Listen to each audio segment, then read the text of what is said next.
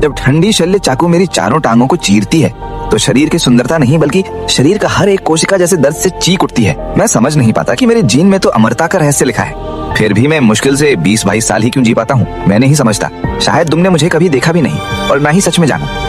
मैं Mexican axolotl हूँ, जिसे तुम 6 कोणीय डायनासोर या कभी न बड़ा होने वाला ड्रैगन भी कहते हो। नाम सुनने में भले ही ताकतवर लगे, लेकिन हकीकत में मैं तो बस झील की गहराइयों के अंधेरे में छिपकर रहने वाला 6 गलफड़ों से सांस लेने वाला एक छोटा सा जीव हूँ। हम ट्राइसेक काल से धरती पर मौजूद हैं। अपनी अनोखी पुनर्जनन क्षमता के कारण हम तुम्हारी नजरों में आए और फिर उन पुराने जीवों में बदल गए जिनसे तुम मानव विकास को आगे बढ़ाने की उम्मीद करने लगे। मेरे शरीर में बहने वाली मैक्रोफेज कोशिकाएं मुझे चोट लगने पर पुराने स्मृति वाली कोशिकाओं के अनुसार फिर से विभाजित होकर स्वयं को ठीक करने, दोबारा जन्म लेने की शक्ति देती हैं। मैं कटी हुई पूंछ, अधूरे अंग, क्षतिग्रस्त रेटिना तक को ठीक कर सकता हूँ। यहाँ तक कि नया हृदय भी बना सकता हूँ। जो तुम्हें चमत्कार लगता है वो मेरे लिए केवल जीवित रहने की सहज प्रवृत्ति है, लेकिन तुमने मेरे शरीर के रहस्यों को जानने के लिए सबसे क्रूर तरीकों को चुना।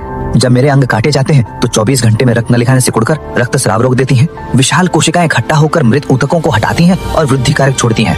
7वें दिन शंकु आकार की मांसपेशियां बनने लगती हैं। कटे सिरे पर सूजन आ जाती है। 2 हफ्तों बाद हड्डियां और मांसपेशी रेशे आकार लेने लगते हैं। तंत्रिका तंत्र दोबारा बनता है। 60वें दिन एक बिल्कुल नई भुजा पूरी तरह पुनर्जनित हो जाती है, जिसकी त्वचा पुराने अंग जैसी ही होती है।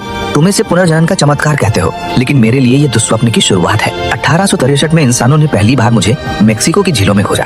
तब किसी ने मुझे अपने गर्म हाथों में उठाया था। वही पहली और आखिरी बार था जब मैंने इंसानी दया महसूस की। उसके बाद मेरी किस्मत इंसानों के हाथों में कैद हो गई। मुझे बंद कांच के बर्तनों में डाल दिया गया और उसी पल मैंने जाना कि निराशा क्या होती है। अनगिनत ठंडी निगाहें मुझे घूरती रहीं। मेरी पुनर्जनन क्षमता को साबित करने के लिए वैज्ञानिक हर 60 दिन में मेरे शरीर का कोई ना कोई हिस्सा काट देते और फिर उसके दोबारा उगने की प्रक्रिया दर्ज करते। ये सिलसिला मेरी मृत्यु तक चलता रहा। मेरी टांगें 10 से भी ज्यादा बार काटी गई, दिमाग 6 बार और दिल तक 2 बार काटा गया। हर एक पुनर्जनन मेरे लिए लाखों बार चीर दिए जाने जैसा दर्द था।